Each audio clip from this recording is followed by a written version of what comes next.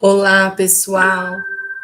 Olá, pessoal! Hoje nós vamos dar início à nossa aula 15, onde vamos falar sobre a reprodução dos machos.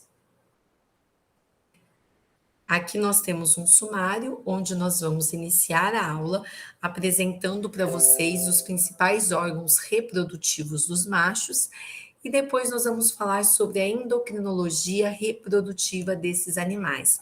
Nós vamos discutir quais são os principais hormônios que controlam a reprodução. Então vamos iniciar com os órgãos reprodutivos dos machos. Bom, os órgãos reprodutivos dos machos, ou também o trato reprodutivo masculino, ele é constituído pelos testículos, pelas vias espermáticas, pelo pênis e pelas chamadas glândulas acessórias.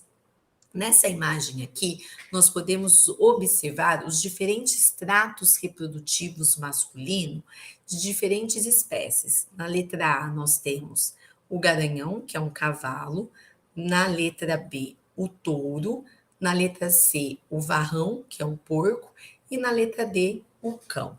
Percebam que a estrutura do trato reprodutivo é muito semelhante nesses animais. Então, nós podemos observar, por exemplo, aqui o pênis, a presença de algumas glândulas acessórias, como a glândula bulbo-uretral, a próstata, a vesícula seminal. Também podemos observar aqui o ducto deferente e que acaba sendo muito parecido nos outros animais. O que a gente pode observar é que talvez o tamanho das glândulas, né, o formato dessas glândulas acessórias possam ser diferentes ao longo das espécies, mas a estrutura é muito semelhante. Aqui nós temos também a imagem do sistema reprodutor masculino humano. Nessa imagem aqui que eu estou passando a seta, a gente vê uma vista lateral. Então, a gente tem aqui o testículo, o epidídimo, o canal deferente, passando aqui pela vesícula seminal, pela próstata e adentrando no pênis, formando a uretra. E aqui é uma imagem vista de frente, né? Onde a gente tem aqui os testículos, o pênis, o epidídimo, o canal deferente e a observação de algumas glândulas, como a próstata e a vesícula seminal.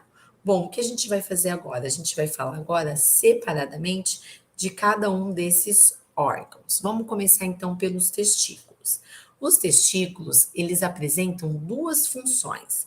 Então, os testículos têm a função de espermatogênese, que está relacionado com a produção de espermatozoides, e também com a esteroidogênese, que está relacionado com a produção dos hormônios esteroides, que no caso é a testosterona.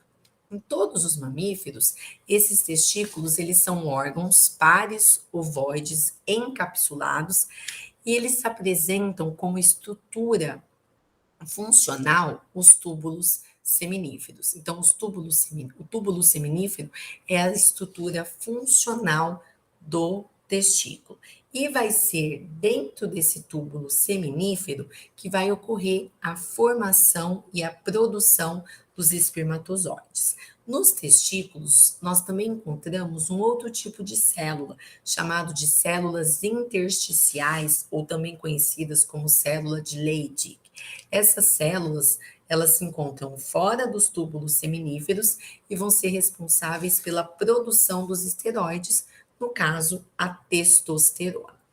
Bom, nessa imagem aqui nós podemos observar um testículo em corte e nós podemos notar a presença dos túbulos seminíferos. Então, aonde eu estou passando a seta está indicando os túbulos seminíferos. E aquelas células de Leydig, que são aquelas células intersticiais que eu acabei de falar para vocês, elas ficam situadas fora dos túbulos seminíferos, tá? Agora aqui a gente vai falar mais especificamente sobre os túbulos seminíferos. Os túbulos seminíferos, eles apresentam dois tipos de células. As chamadas células da linhagem espermatogênica, que são as células responsáveis pela espermatogênese. Então, a gente vai ter espermatogônias, espermatócito primário, espermatócito secundário. E nós também podemos encontrar nos túbulos seminíferos a presença das chamadas células de Sertoli. Vamos então observar. Aqui nós temos então um corte do túbulo seminífero, então tudo isso que eu estou passando a seta é o túbulo seminífero, e a gente observa aqui no túbulo seminífero as células da linhagem espermatogênica. Aqui nós temos as células de Sertoli. E lembra que eu comentei agora há pouco sobre aquelas células que produzem a testosterona, que se localizam fora do túbulo seminífero? Então, nós temos aqui, ó, as células de Leydig, que são aquelas células que se localizam fora e vão ser responsáveis pela produção da testosterona. Novamente, aqui nós temos uma imagem de um corte histológico, né? Mostrando então o túbulo seminífero. Aqui fora desse tubo a presença das células de Leydig e aqui nós temos a presença das células de Sertoli. Bom, para que serve então essas células de Sertoli? Essas células de Sertoli, elas vão ajudar, elas vão ser responsáveis pela produção dos espermatozoides, de forma a auxiliar essas células germinativas. Então, olha só, as células de Sertoli, elas dão suporte estrutural e metabólico para as células espermatogênicas, elas fazem a regulação do meio interno dos túbulos seminíferos, elas têm células capazes de fagocitar, formam uma barreira hematotesticular, secretam proteínas e ainda secretam hormônios. Aqui a gente não vai entrar totalmente em detalhe quais são essas proteínas, quais são esses hormônios. Mas o que eu quero que vocês guardem é o seguinte, que as células germinativas, elas não possuem os receptores para o hormônio FSH, que daqui a pouquinho a gente vai falar ele. Quem possui são as células de Sertoli. Então, as células de Sertoli, sob influência desses hormônios, propiciam a espermatogênese, dando todo esse suporte para aquelas células da linhagem das células espermatogênicas. Então, o que eu quero que vocês guardem é isso, que as células de Sertoli está totalmente relacionada com a produção de espermatozoides, tá? Propiciando, dando suporte estrutural, metabólico para essas células espermatogênicas. Bom, agora a gente vai falar um pouquinho sobre as células de Leydig, que são aquelas células que estão localizadas fora dos túbulos seminíferos, como eu já mostrei, e essas células vão ser responsáveis pela secreção dos andrógenos, dos quais o hormônio mais importante é a testosterona. Então, guarda, as células de Leydig são responsáveis pela produção da testosterona. E essa imagem a gente consegue observar melhor. Então, olha só, aqui o túbulo seminífero e aqui as células de Leydig, localizadas fora destes túbulos seminíferos. E aqui, pessoal, a imagem, né, das etapas da produção da biossíntese da testosterona, né? Como nós vimos no sistema reprodutor feminino, a testosterona também é um hormônio esteroide sintetizado a partir do colesterol. E aí a gente tem uma sequência de cadeias enzimáticas que vão ocorrer aonde? Essas cadeias enzimáticas vão ocorrer dentro das células de Leydig, que, como a gente já viu, se encontram localizadas no interstício do testículo maduro. Bom, então, em síntese, função dos testículos, produzir espermatozoides e produzir o hormônio sexual masculino, que é a testosterona. Células de Sertoli auxiliam na espermatogênese, células de Leydig produzem a testosterona. Bom, mas e a testosterona? Quais são os principais efeitos biológicos desse hormônio? Então, aqui, pessoal, eu coloquei para vocês vários mecanismos de ação que são estimulados pela testosterona. Então, a testosterona, ela é responsável pela diferenciação sexual, como eu falei para vocês, pela espermatogênese junto com o hormônio FSH, pelo desenvolvimento e a manutenção dos órgãos sexuais secundários. Esses hormônios andrógenos também são responsáveis pelo desenvolvimento de estruturas ornamentais nos machos de algumas espécies, como por exemplo, a crista, a pigmentação sexual, o crescimento de pelos e chifres e também o maior tamanho da musculatura esquelética. Também é responsável pelo comportamento de combatividade, pela dominância no rebanho, por efeitos anabólicos e promotores do crescimento esquelético e muscular, pelo estímulo da libido, a ereção e a ejaculação, e tem outros efeitos metabólicos que incluem a redistribuição da gordura corporal, a maior concentração de eritrócitos e a maior taxa metabólica. Bom, então isso que nós vimos foi sobre o testículo. Agora nós vamos falar sobre a bolsa escrotal. Bom, na maioria das espécies, os testículos encontram-se fora do abdômen, localizado na bolsa escrotal. Então, a bolsa escrotal é a estrutura que vai localizar estes testículos.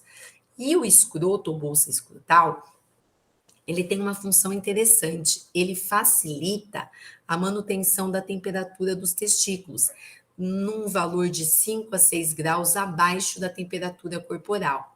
E essa termorregulação do testículo é fundamental para manter a temperatura adequada para que ocorra o processo da espermatogênese, tá? Então, nessa imagem, a gente pode observar aqui o testículo localizado dentro da bolsa escrotal. Então, aqui é a bolsa escrotal do ser humano. Aqui é a imagem da bolsa escrotal de um bovino. E aqui é a imagem da bolsa escrotal de um cachorro. Bom, nós também temos as chamadas vias espermáticas. O que são as vias espermáticas?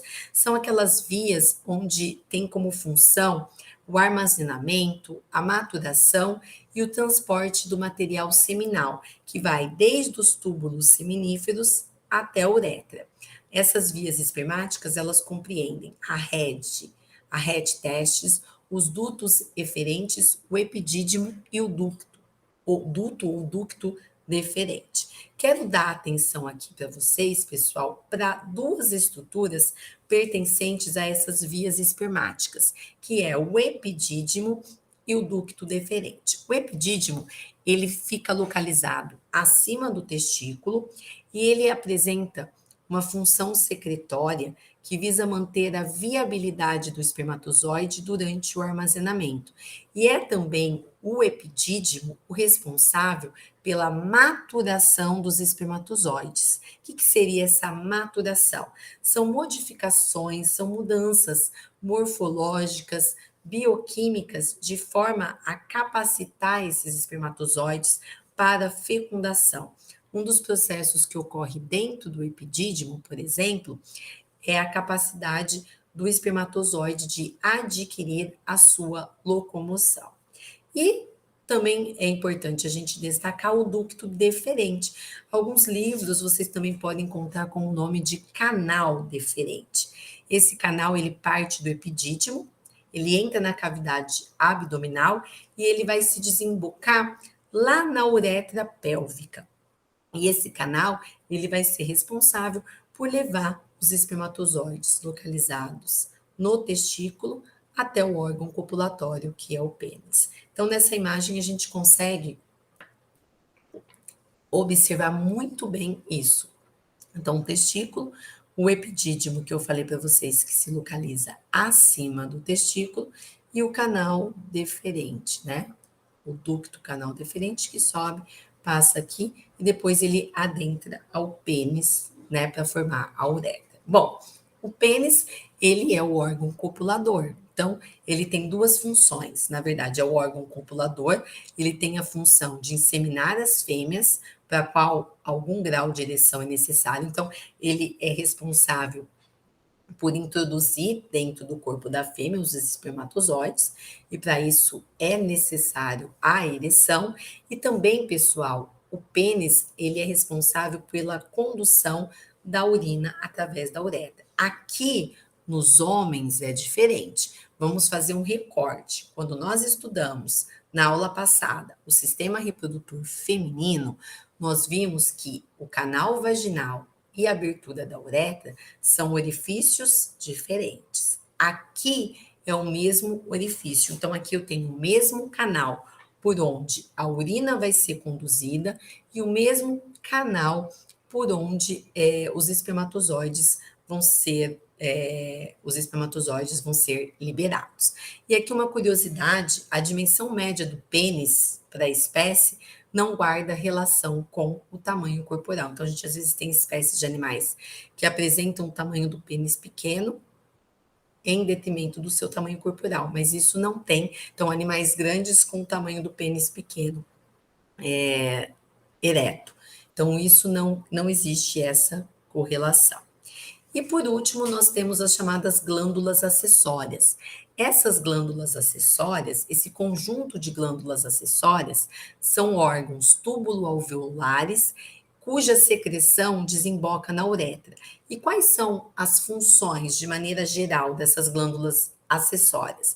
É misturar os espermatozoides no momento da ejaculação para formar o sêmen e fornecer o fluido necessário para que esses espermatozoides possam ser transportados e para que esses espermatozoides possam ser nutridos. E aí nós temos, englobando as glândulas acessórias, as vesículas seminais, a próstata, as glândulas bulbo-uretrais e as glândulas uretrais. Então, todo esse conjunto de glândulas acessórias vão ser responsáveis pela produção do sêmen, tá? E aqui a imagem de alguma dessas glândulas, né? Tô usando aquela imagem que a gente já viu inicialmente, né?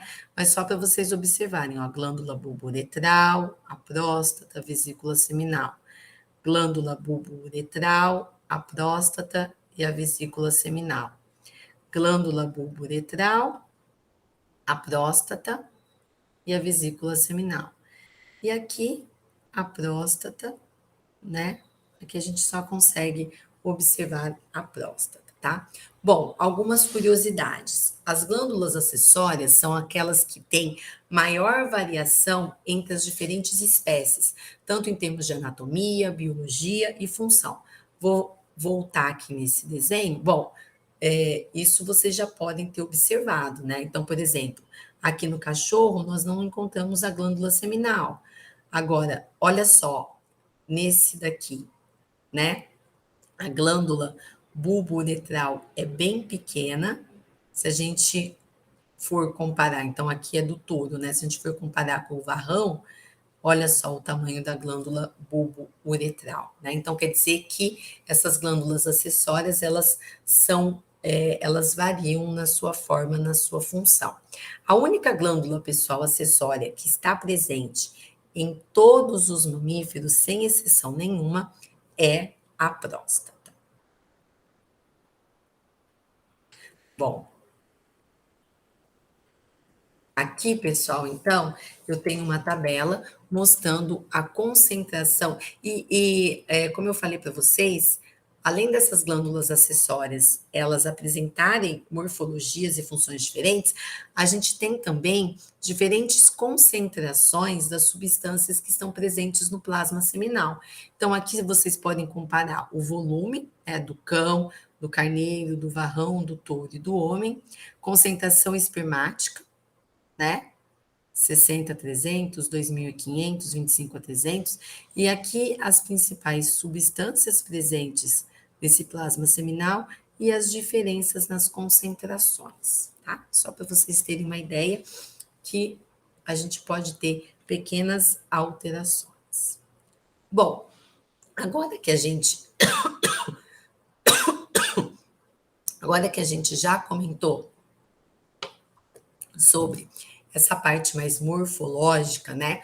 E falamos mais especificamente sobre o testículo e a produção de testosterona, nós vamos ver como que a produção da testosterona ela é controlada. Então, nós vamos falar um pouquinho sobre a endocrinologia reprodutiva dos machos. Vocês vão perceber que existem também algumas funções semelhantes no que a gente viu da reprodução das fêmeas. Bom, a endocrinologia da puberdade. Aqui, pessoal, a puberdade no macho, ela é definida como a época em que ele atinge a capacidade para fertilizar uma fêmea.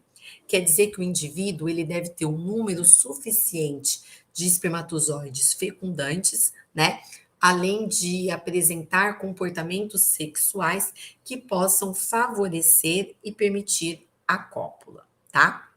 Bom, a idade que esses animais alcançam a puberdade, ela pode estar relacionada com a quantidade de testosterona, com a raça, com o nível nutricional, uma alimentação que leve a ganho de peso elevado reduz a idade em que a puberdade é atingida.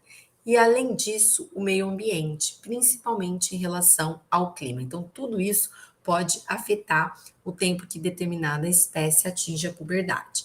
E aqui eu coloquei nessa tabelinha alguns animais e o tempo que esses animais demoram para atingir a puberdade. Então, por exemplo, coelhos de 3 a 4 meses, caprinos, ovinos, suínos de 6 a 7 meses, bovinos 12 meses, os equinos de 15 a 18 meses, só para vocês terem uma ideia dessa variação. Bom, da mesma forma que na fêmea a gente tem um controle feito pelo eixo hipotálamo, hipófise, ovário, aqui nós também vamos ter um controle feito por esse eixo hipotálamo, hipófise, testículo. Então vocês vão perceber que alguns aspectos são muito semelhantes. Por exemplo, o hipotálamo ele vai produzir um hormônio chamado de GNRH, que é conhecido como o hormônio liberador das gonadotrofinas.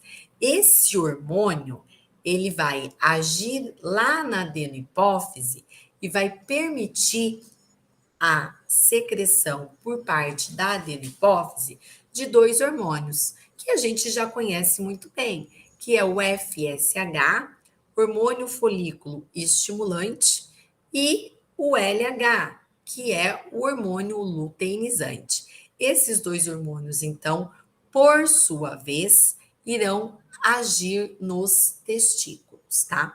E é importante a gente falar o seguinte: depois do nascimento, né? O indivíduo, o organismo, o animal nasce, depois do nascimento, gradualmente com a idade, os níveis desse hormônio liberador das gonadotrofinas vai aumentando e, consequentemente, todo o conteúdo da glândula da hipófise, né? Consequentemente, a quantidade de LH e de FSH. Então, a gente pode observar aqui nessa imagem a mesma coisa que nós vimos no sistema reprodutor feminino. Só que agora o tecido alvo é o testículo. Então, a gente tem aqui o hipotálamo produzindo o GNRH, que é o hormônio liberador das gonadotrofinas. Esse GNRH age na adenohipófise.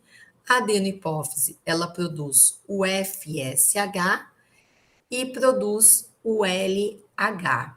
E ambos hormônios vão agir aonde? Ambos hormônios vão agir nos testículos, tá? Bom, aqui a gente pode separar bem nitidamente os efeitos biológicos do FSH e os efeitos biológicos do LH. O FSH, né, ele está relacionado com o crescimento testicular. Então, ele está relacionado mais com a espermatogênese. Então, o FSH atua nas células de Sertoli, estimulando a espermatogênese. Se vocês lembrarem, eu falei para vocês, as células espermáticas, elas não apresentam receptores para o FSH. Quem tem esses receptores são as células de Sertoli. Então, as células de Sertoli têm esses receptores de FSH que, uma vez essas células sendo estimuladas, elas vão propiciar a espermatogênese. Então, guardem, FSH ligado com a espermatogênese. Já o efeito biológico do LH está totalmente associado com a secreção direta de testosterona. O LH, ele vai estimular a secreção direta de testosterona pelas células de Leydig. E então, em síntese, nós temos o seguinte, né? Que essa produção de testosterona, ela vai ser influenciada por dois fatores: o padrão de secreção dos hormônios hipotálamo e hipofisários e a resposta das células intersticiais a esses hormônios. Então, o que a gente pode ter em síntese? FSH estimula as células de Sertoli, que por sua vez está relacionada com espermatogênese. E o LH, ele vai estimular as células de Leydig a produzir a chamada testosterona. Tudo bem? Eu acho que eu tenho aqui uma imagem, tá? Então, olha só essa imagem. O hipotálamo, então vamos recapitular. O hipotálamo produz o GNRH, que estimula a hipófise anterior. Quando a hipófise anterior produz o FSH vai agir nas células de Sertoli, estimulando a espermatogênese. Em contrapartida, o LH, que é produzido na hipófise anterior, vai estimular as células de Leydig a produzir a testosterona, e aí a testosterona vai desencadear todas aquelas funções, todos aqueles efeitos biológicos que eu havia comentado com vocês anteriormente. Bom, aqui alguns pontos importantes. As interrelações entre a unidade hipotálamo, hipófise e as gônadas já estão funcionais no macho desde antes do nascimento, faltando tão somente um ajuste ou sincronização, que isso é diferente do que ocorria nas mulheres, o que ocorria nas fêmeas. Além disso, o evento mais significativo na puberdade, quando esses animais entram na puberdade, é a mudança na esteroidogênese, que permite a produção de testosterona, né? Então, por mais que esse eixo hipotálamo-hipófise esteja ativado, a sua principal ativação maior, né, o seu evento mais significativo vai ser quando tem o início da produção de testosterona, tá? E aqui, pessoal, da mesma forma que no sistema reprodutor feminino, a gente tem um sistema de controle, de feedback, né, de feedback negativo, que acaba atuando na secreção de gonadotrofinas. Vou voltar aqui para o esquema. Então, olha só. A testosterona que é produzida, o aumento da produção de testosterona pode inibir a hipófise anterior a produzir esses hormônios, como também pode inibir o hipotálamo a produzir o hormônio liberador. Então, da mesma forma que a gente tinha aquele controle de feedback ou retroalimentação negativa no sistema reprodutor feminino, a gente encontra aqui no sistema reprodutor masculino, tá? Então, vamos recapitular. O hipotálamo produz hormônio liberador das gonadotrofinas, que estimula a hipófise anterior a produzir FSH e LH. O LH estimula as células de Leydig a produzir testosterona.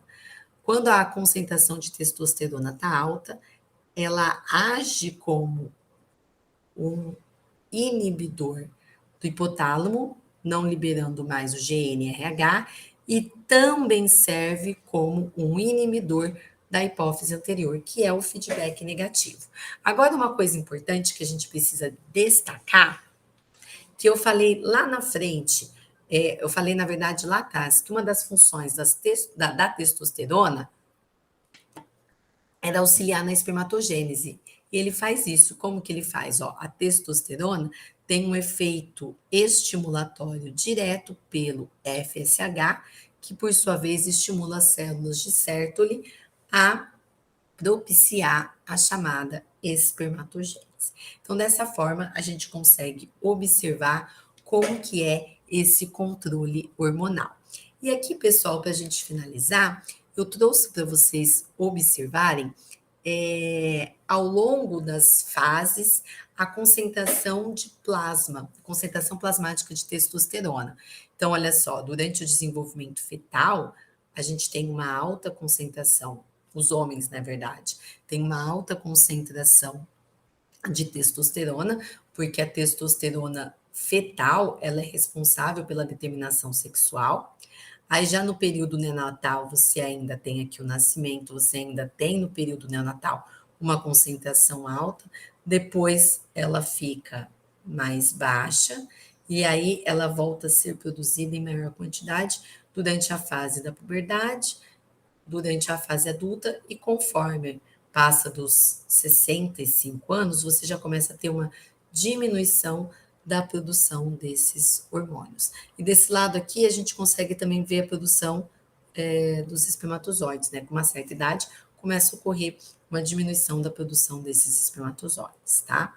E aqui, pessoal, a gente tem, né, a concentração de testosterona, né, nas diferentes fases, né? Pegando aqui o homem como exemplo. Então, no recém-nascido, quando criança, na adolescência, e depois essas concentrações de testosterona vão aumentando no indivíduo adulto, e conforme vão se passando as décadas, vai ocorrendo o quê? Vai ocorrendo uma diminuição. É importante a gente destacar o seguinte: os machos, eles apresentam um ciclo reprodutivo, né, muito maior do que o da fêmea. A fêmea, ela tem aquele ciclo reprodutivo que é estipulado desde do início da puberdade até chegar a uma fase em que a fêmea não ovula mais, né? Se a gente pegar como exemplo a espécie humana, primeira menstruação e a menopausa. Agora, o homem, por mais que ele tenha uma diminuição da produção desses espermatozoides, ele não chega a zero. A mulher deixa de ovular, o homem não, né? Por isso que a gente tem um pouco dessa diferença. E também em relação à quantidade, né? No caso das fêmeas, a gente tem um, dois, três, dependendo da espécie, né? Mas uma quantidade muito mais limitada de óvulos que são liberados a cada ciclo estral. Já no ciclo reprodutivo masculino, não, né? A gente tem uma quantidade muito grande, milhões e milhões de espermatozoides que são produzidos em cada ejaculação. Bom, pessoal, muito obrigada, né? Muito obrigada pela presença de vocês. Espero que vocês tenham gostado e a gente se encontra depois. Tchau, pessoal. Até mais.